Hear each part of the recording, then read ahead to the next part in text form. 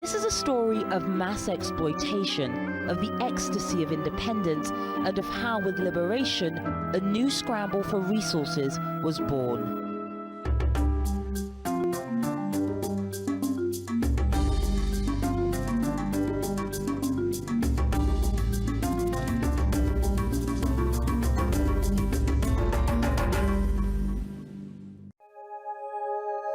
Whether in bustling cities or remote villages, the 1880s and 90s were years of terrifying upheaval in Africa. People were killed, villages were destroyed, political systems were completely destroyed, leaders were arrested, put in jail. Fleet upon fleet of foreign soldiers armed with new weaponry and a sense of entitlement descended as if overnight. That was traumatizing. This was a face of their European trading partners people had rarely seen. United in their cause but divided in their efforts, armed resistance failed. In the space of just 20 years, 90% of Africa was brought under European occupation. Europe had captured a continent. Gunboat diplomacy. In many instances, the British did not actually have to go to war. Just the threats of war, the fact that there were all these big, powerful guns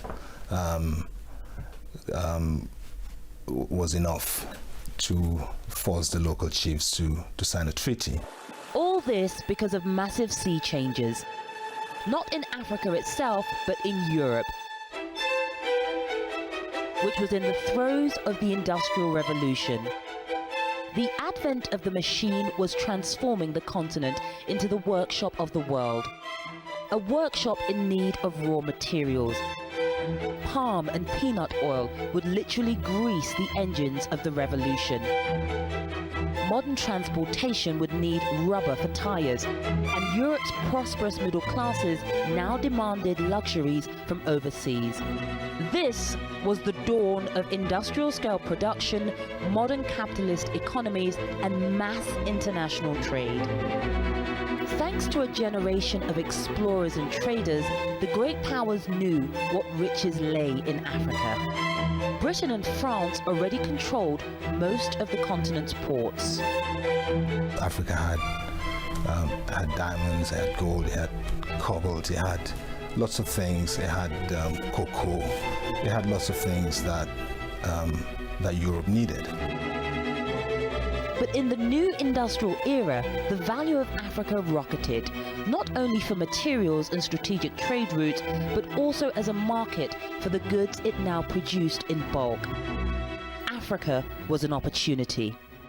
The Africans wanted to trade right from the word go. They wanted to sell their labor. From Malawi and northern Rhodesia, they used to go down into South Africa. You had a movement of people. People wanted to learn. They wanted to meet each other.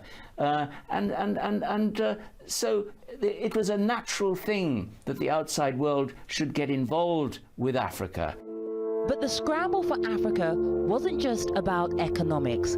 Colonialism had become the fast track to political supremacy in Europe.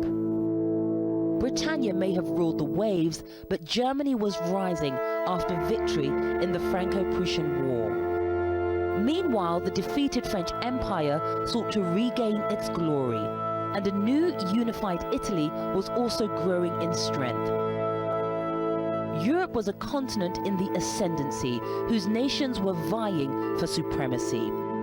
And back in Africa, their competing imperial armies were pushing inland. And this looked set to bring them into major confrontation. The rival powers convened around a conference table in the German capital, and in February 1885 signed the Act of Berlin, an agreement to abolish slavery and allow free trade. But the act also drew new borders on the map of Africa, awarding territory to each European power and turning trading partners into subjects of empire. It legalized the scramble for Africa. What it did was it carved up what are thought to have been about between 6,000 and 10,000 political units in Africa, and they were then carved up often cutting peoples in half, water tables just sort of cut off from their sources. It was complete geographical madness. Simply drew lines on the map, places where they had not even been yet. They had no idea what was there. Africans were not aware that there were conferences being organized in Berlin to determine about them. No, they did not know about it. They only saw the consequences. But the governments of Europe were at pains to stress that their forays into Africa weren't just the product of vested interest. That beneath train tracks and shipping lanes lay a moral justification which caught the public imagination.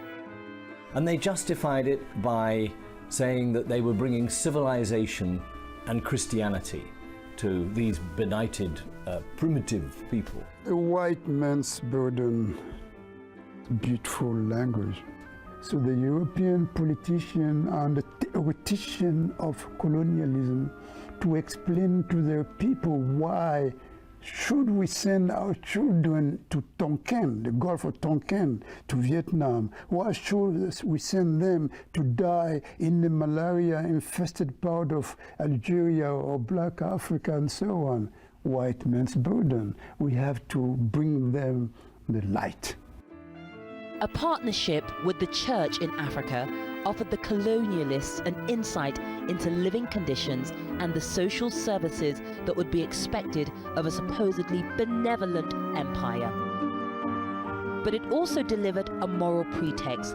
Europe had long harbored an image of the dark continent, wild, exotic, and in need of enlightenment.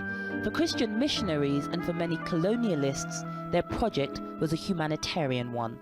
I didn't see the colonial service as racist. After all, I'd come across real racism in southern Rhodesia and South Africa. Well, when I was at school in South Africa, I had no African friends. There was no contact between white people living in South Africa at that time and African people on a basis of equality. It was all master and servant. And these were the days of apartheid. I just could not accept the idea that every white man was superior to every black man. I knew that this was just nonsense. You cannot dominate a people without giving him a sense of inferiority. Racism is part of a colonial system. White supremacy was in exercise, was in practice in all the colonies. As far as I was concerned, being able to get into the colonial service was exactly what I wanted, because I thought and I knew that the British government had the right idea towards Africa and Africans, and I wanted to have a normal relationship because I loved Africa. Black men and white men were not equal. Even if they were all citizens, there was a limit. As Africa was brought under colonial rule, the lines etched on a map at Berlin were now drawn on the ground. Between them, Britain and France had the lion's share of territory. Among Britain's colonies were key ports in Egypt, the Gold Coast, now Ghana, and Nigeria, and settler colonies in Zimbabwe and South Africa. Excluding Libya, France controlled the rest of Arabic-speaking North Africa, as well as large federations in West and Central Africa. Belgium had taken the vast Congo. Colonies taken by Spain, Italy, Portugal and Germany were relatively few, and only Ethiopia and Liberia remained autonomous. It was difficult to explain how people who made so much money in the slave trade, the bourgeois ports of England or France and so on, for hundreds of years they invested in it, suddenly found that what we are doing is despicable. Something happened. You only can explain that because the imperatives have changed. They wanted now to have access to the resources. The 19th century abolition of slavery in Africa failed to bring freedom. Instead, once colonial armies had expelled the slave traders, people began to realize they simply had new masters to serve.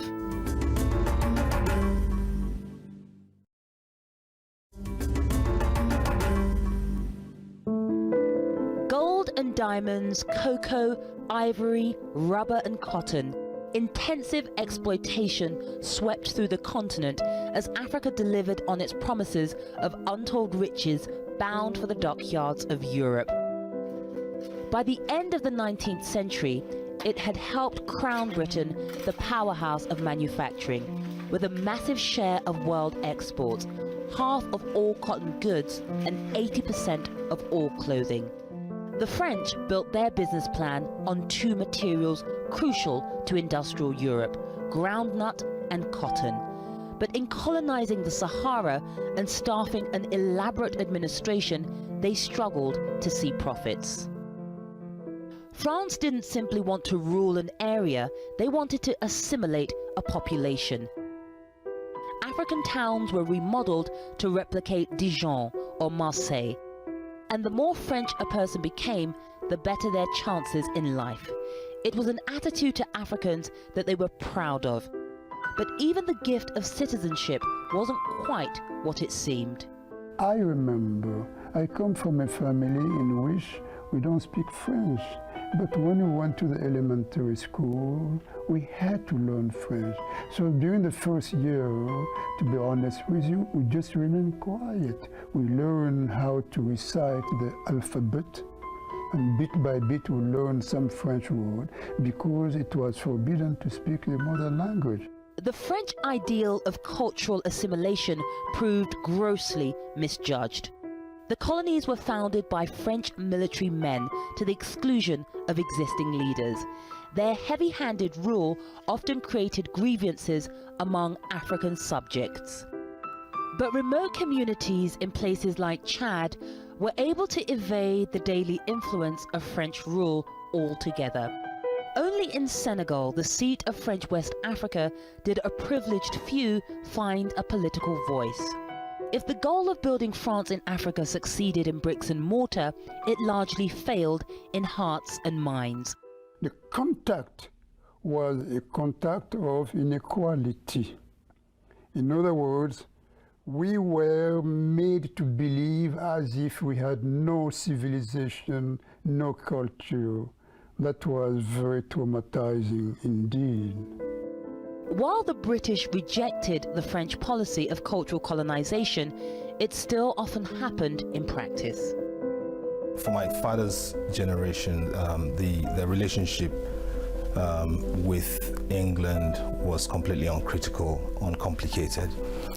They went to church, they had a British education, they loved Shakespeare, they listened to the BBC World Service, and they were just, they spoke English with a clipped, actually, English accent. And they referred to England as a mother country, even though very few of them actually had the opportunity to travel to England.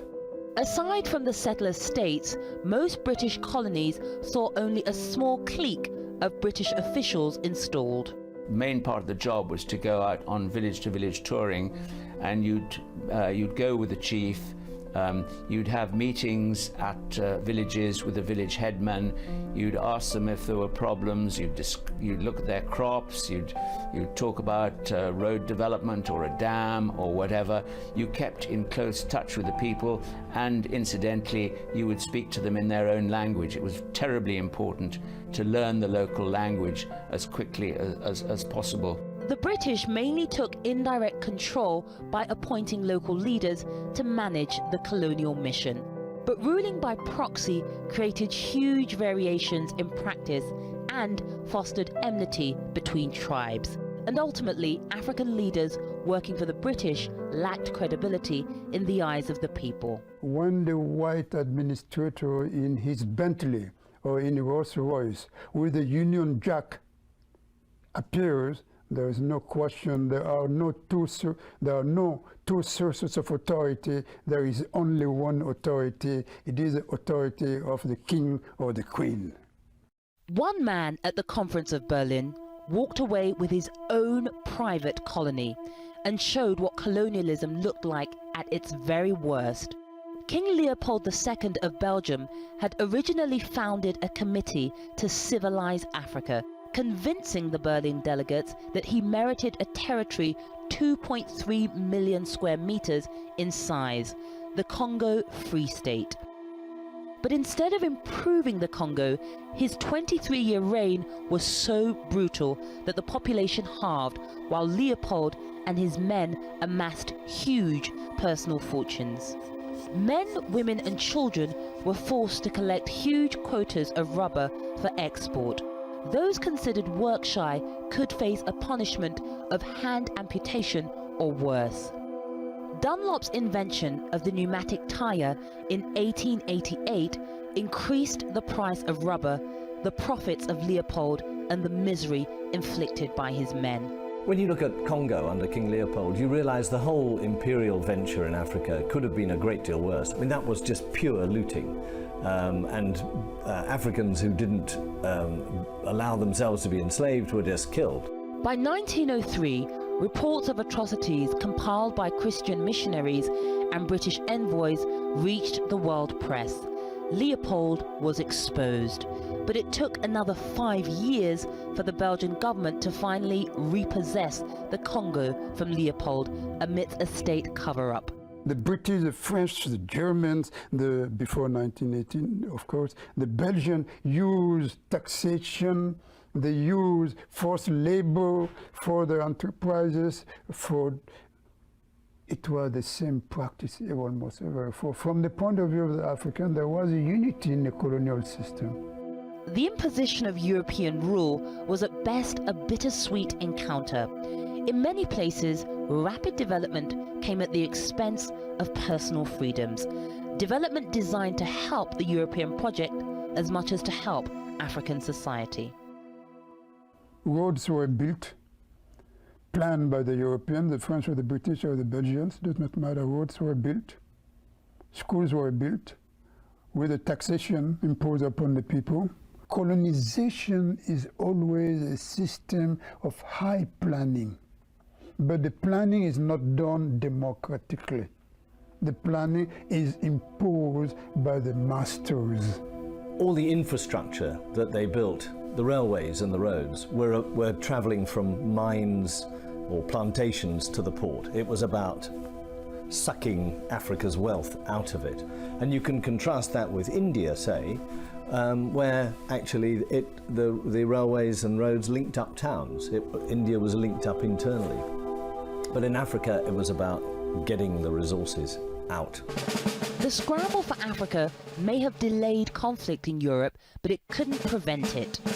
The outbreak of World War I in 1914 called on Africans to make the ultimate sacrifice for their mother country, even if they had never set foot on its soil. At least 165,000 Africans are thought to have died in the fighting. And in the Second World War, France and Britain's dependency on African troops peaked at around 500,000 men. The plunder of Africa's human resources had caught up with the plunder of the earth. Younger people of my generation were drafted to go to Vietnam. They fought in France against the Nazis, against the Germans. They fought in Algeria, in Tunisia, against the liberation movement there. No, there was no choice but to do it. Tens of thousands, indeed, of Africans of all confessions, Christians, non-Christians, Muslims, Arabs and blacks, who made that force. For de Gaulle, the leader of Free France, their show of loyalty would not go unrecognized. After World War II, there were reforms in the colonial system. The French began to introduce in the Constitution of 1945 and 1946 the idea of extension of citizenship to all people, regardless of his or her level of education. The British began to appoint Africans to the assemblies in their respective colonies and so on. But it was too late to buy loyalty to the empire. War had released a powerful genie from a bottle: African nationalism. World War II was a turning point in terms of the relationship between all the colonized people of Africa, Asia, the Middle East, and Europe. Because World War II destroyed systematically the invincibility of the Europeans. They suddenly found that these white people who back home in Nigeria, they had sometimes deified, they basically lived completely unequal existences. And suddenly they found in places like Burma that they were just as human as anyone else. They were brave, they were cowards, they did everything any human being did. And when they went back to Africa, my father's generation, quite a few of them became really politicized and took part in the struggle that ultimately culminated in independence. Africans were about to get a global platform for their struggle. With the war's end in 1945, the world powers pledged never again in the form of the United Nations. The new UN Charter explicitly promised self-sovereignty, with a committee dedicated to hear the grievances of colonized peoples. Throughout the 1930s, an economic depression had loomed over Europe, and the running costs of colonial administrations had soared since the start of the war. At the same time, Europe's economic crisis devalued the prices of Africa's raw goods. War-torn economies now buckled under the burden of running colonies overseas. The driver of colonialism once again became a catalyst for change: money. Britain was bankrupt after the Second World War, and it simply couldn't afford to go on running them. My grandfather was then working in the Gold Coast, and he was sending rice and ground nuts back to his 4 sons in Britain. And they write pathetically grateful letters. Thank you for sending us this food. And I think the irony of that is amazing. Africa feeding very hungry Britain. But even as late as the 1950s, many in Europe allowed themselves to believe the empire could endure. The visit of the great white queen that touched the Nigerian imagination. Instead, the colonial powers were about to discover that exposing their subjects to world events had planted the seeds of their own rapid downfall.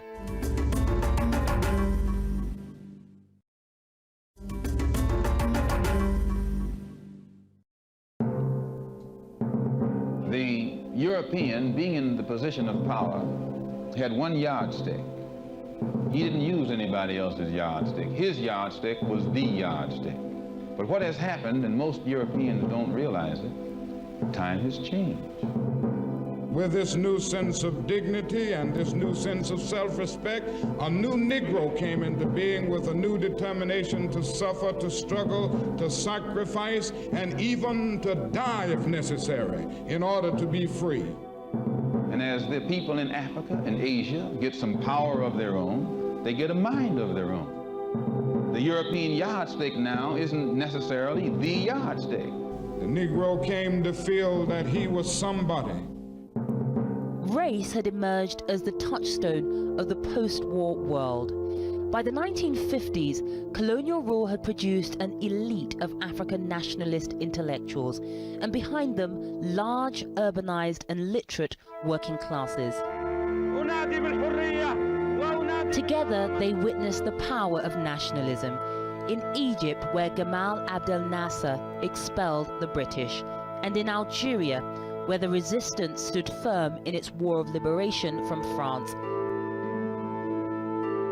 At the same time, the presence of the United Nations, the rise of the civil rights movement in the United States, and the nascent anti-apartheid movement focused the lens of world scrutiny on black rights and spurred on colonized Africans in their call for self-sovereignty. I'm happy to state that in accordance with your wishes, arrangements are now in progress to turn Ghana into a republic. Ghana is free. In 1957, Ghana became the first sub-Saharan state to be granted independence by transfer of power to Kwame Nkrumah, widely considered the father of African nationalism. He was impressed by the United States. He was a student here. The Americans did something extraordinary. He said, the 13 colonies, instead of each one becoming independent, they came together, created a union. Power is in the union. That is the way Nkrumah explained the American dream and the American realization and so on. So he dreamed for something like that in Africa. Nkrumah had inspired others with his vision of a United States of Africa. Men like Léopold Senghor in Senegal, Félix Houphouët-Boigny in Côte d'Ivoire, and Jomo Kenyatta in Kenya. Men who had received colonial education. With the idea of empire increasingly unpalatable to the voting public, European governments had little choice but to work with the nationalists. There was an indifference at this stage towards the empire, towards the colonies, and I found that really rather depressing. You know, you'd try and talk about it in a pub and people would say, oh, shut up, have another drink or something. There was just this idea that that colonialism is wrong and needs to be got rid of. The pressure for wholesale decolonization had been building ever since the end of the Second World War. The tipping point came on Wednesday the 3rd of February 1960. The wind of change is blowing through this continent. And whether we like it or not, this growth of national consciousness is a political fact. British Prime Minister Harold Macmillan delivered a warning shot to the whites of apartheid South Africa and a death blow to the colonial venture across the continent. That signaled, to my mind, the idea that Britain disapproved and the world disapproved of apartheid and the racism of apartheid. But it didn't necessarily mean that we were giving up on our role in Africa. I didn't think so. In fact, within 10 months of the Wind of Change speech, Britain had surrendered 2 key African territories, France 14. The rate of decolonization when it arrived was breathtaking. Many were freed without bloodshed. 1960 was hailed the Year of Africa, and hurried withdrawals of the colonial powers continued into the next 3 decades. The transfer of power need not indicate that the Europeans suddenly realize that, well, it's time to give independence to the natives of Africa and Asia. No. It is in view of the possibility of large-scale war throughout sub-Saharan Africa that the French understood that it was better to prepare to negotiate with the nationalists, and hence you have the liberation movement. Will you go back to the Congo one day? No, never. Do you think that it's finished for the Europeans in the Congo? Yes, I think so. But no sooner had African nations escaped the shackles of colonialism than a new battle for the continent was underway: the Cold War. Back when the colonial idea had Europe's politicians spellbound, the communists had opposed it. And throughout their years of struggle, African nationalists had found a powerful friend in the Soviet Union. These 2 great powers, America and Russia, begin to carve up the world between them. Independence coincided with the Cold War, where it mattered whose side the president was in terms of this global struggle between Russia and America. And they both tried to organize coups to get their people in, and this was very destabilizing. The Congo's Patrice Lumumba was a hardline nationalist, labeled a communist by America. His game of Russian roulette appeared to have paid off when in 1960 he oversaw the handover of sovereignty from Belgium. He was to become victim of the opposition between the West and the East, between the bloc, Soviet bloc and the Americans. Because militia leaders with control of the mineral-rich Katanga province refused to be swallowed up in a wider republic led by a Soviet-backed Lumumba. Fearing their own material losses, the US and Belgium supported the rebels. And just 3 weeks after bringing the country into independence, Lumumba was captured by the Katanga militiamen, tortured and killed. So he became a legendary figure, not for what he did, but for what he could represent. Lumumba suffered more indignities, including being forced to eat a speech, which he restated his claim to be the Congo's rightful premier. Congo's riches, combined with global geopolitics, had again proven a disastrous mix. And with freedom from overt colonial exploitation, the scramble for resources was driven underground. For a fleeting moment, the Lumumba affair raised the questions of what in Africa would replace the strong arm of colonial rule, and whether national unity was achievable with hostilities bubbling beneath the surface. But in the excitement of independence, this was quickly forgotten. I suppose one of the ironies is that the European countries that were democratic didn't really introduce much democracy to Africa. So when independence comes and people can vote, many of these countries then politically exploded. All sorts of political problems that had been suppressed by colonial imperial rule then burst out, and many of them, like in Congo, practically tore the countries to pieces. I think it was a very unplanned thing, frankly. And it was only in the last year and a half or so before independence that all of a sudden, with independence looming, we started to have accelerated programs to train locals. Of course, that wasn't enough. So in the end, we handed over to a country which was not properly prepared for independence. I think that we would have done Africa a lot of good by staying and preparing flat out for another 5 or 6 years.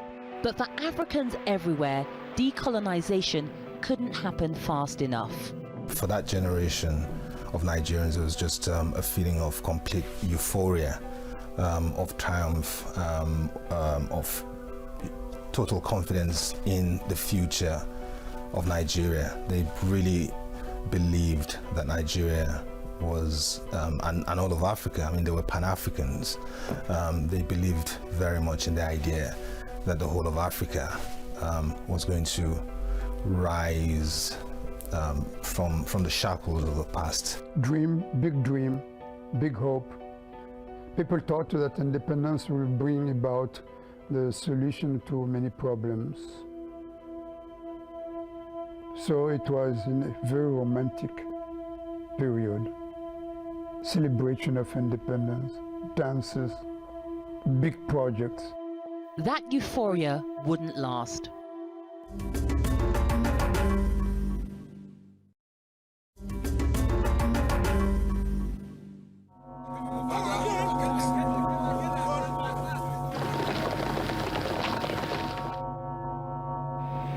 I think the 60s were a very violent decade, and so the initial euphoria disappeared very, very quickly within a year, maybe 2 years, and then from 62 to 1970, it was just one incident of violence, of carnage after another. It faded when the military began to seize power, and the military are not leaders, they are not political figures, they only are specialized in what? In the use of the weapon and so on.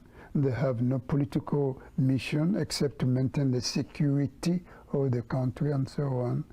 So you have the coming of new leadership for whom nobody voted.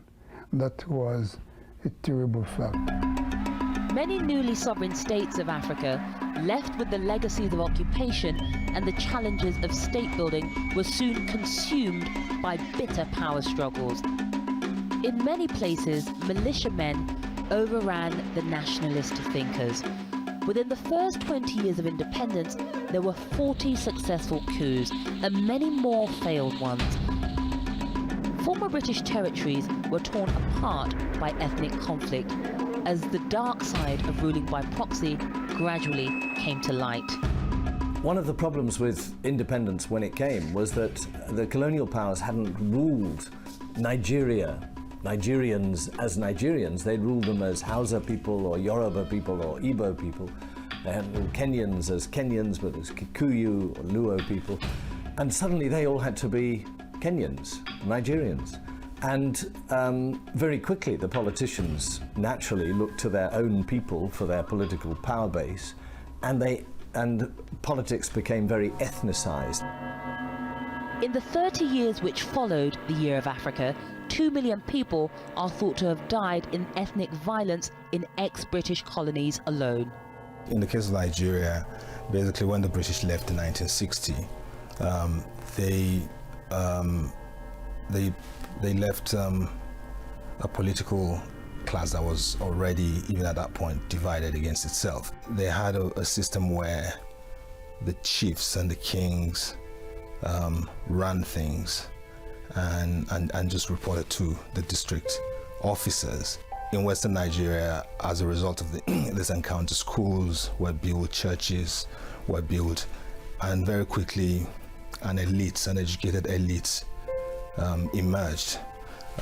In the north, again with the same system, the chiefs and the kings said, okay, we accept you as our colonial power, but can you just just stay out of our business of things? And so they, in most parts of the north, they would not allow churches and schools to be built. The consequence of that, about 100 years later, was that there was an imbalance between the north and the south. In the end, ended up in a civil war. But elsewhere, the problem wasn't the rate of decolonization, but the lack of it. France redefined its relationship with its African colonies to become the unseen hand in national affairs. Quietly, French control was going underground. The French never really left at independence. Behind, for many years afterwards, you'd go to a ministry in Francophone Africa. You would talk to the minister, who would be African. Behind the door, there would be a Frenchman, signing the checks, doing the accounts, reporting to Paris. In 2006, President Sarkozy promised a cleanup of the French foothold in Africa. No more secrets, real independence.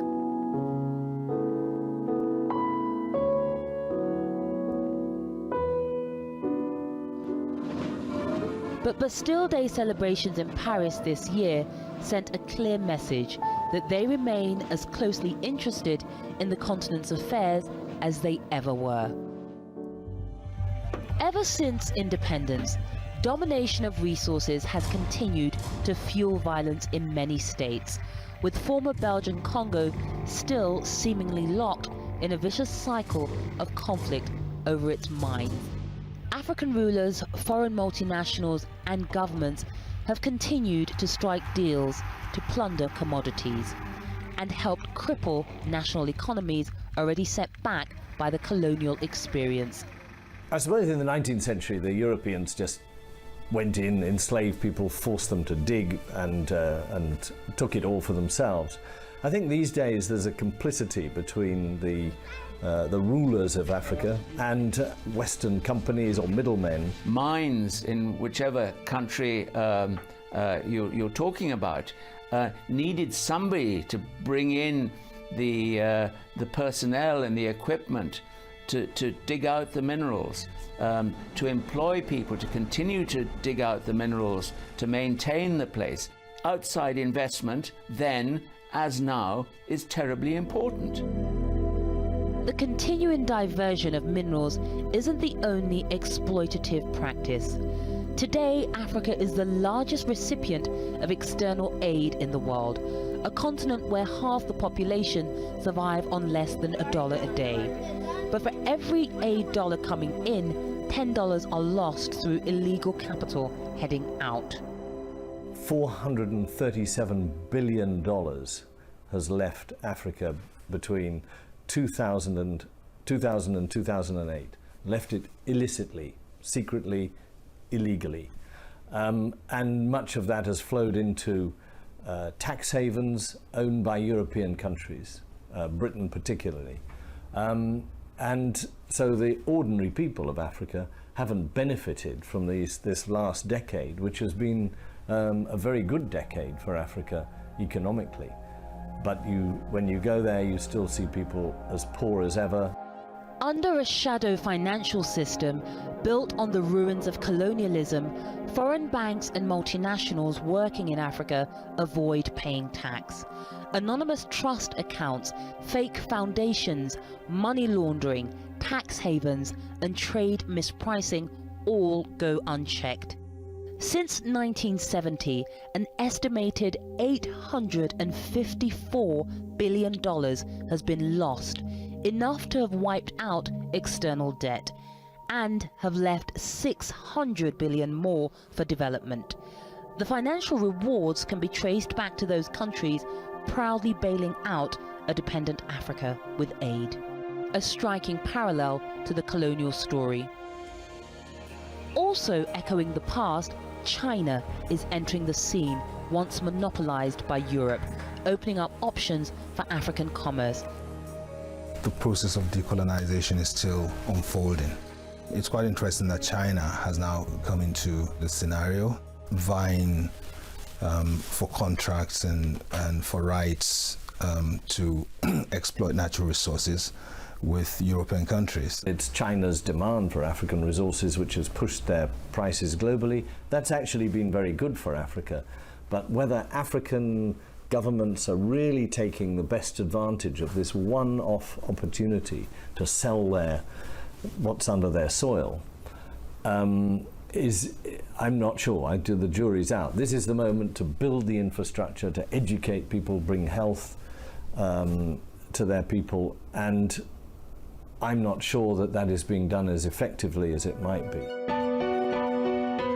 While Nkrumah's United States of Africa may never have materialized, Africa today does have success stories, like Botswana, where diamond revenues have financed development under a multi-party government, and Senegal, where democracy, stability and civil liberties have characterized the past 50 years of self-rule. I think we can be very confident about the future of Africa. Africa espouses education, it espouses modernity. It is also becoming more and more democratic. We have not just the natural resources, but the intellectual resources, the strength of character. I believe a lot in the new professional classes. These are not the elites who have robbed Africa. These are world-class professionals. They've got an uphill struggle, but I think Africa may have turned the corner. Whether days of empire or nationhood, for over a century now, the world's relationship with Africa has been built on disparity. Africa's wealth has helped bankroll the giant strides in technology, communications, and business made elsewhere. But by safeguarding natural riches, prioritizing national interests, and with trade and development done on equal terms, there's a chance the coming 50 years could break the cycles of the past and finally bring real independence. We should not make colonialism responsible of everything bad in Africa. After all, for 50 years, some of these countries have been independent. Now, I will agree with you as a historian that 50 years are not long enough. But 50 years are enough to begin to see clearer where to go. We have to insist on the responsibility of the African leadership also. The natural bounties given by nature and God, instead of being a curse, may well become a new opportunity for better tomorrows under democracy, transparency, great respect of the law.